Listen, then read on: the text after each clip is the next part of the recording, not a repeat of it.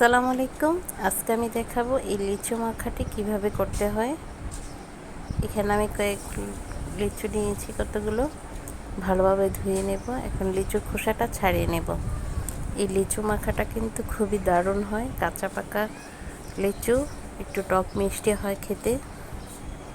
লিচুর খোসাটা আমি ছাড়িয়ে নিয়েছি। দিয়ে দিচ্ছি প্রথমে লবণ, এখন দেব বিট লবণ সামান্য পরিমাণে, দিয়ে দিচ্ছি চিলি ফ্লেক্স। এখন আমি মেখে নেব। বেশি কিছু লাগে না, খুবই অল্প উপকরণেই হয়ে যায়। ব্যাস মাখা হয়ে গেল। আমি একটা মুখি দিয়ে দিচ্ছি। দেখতে যেমন হয়েছে, খেতেও কিন্তু দারুণ হয়েছে, সেই স্বাদ হয়েছে।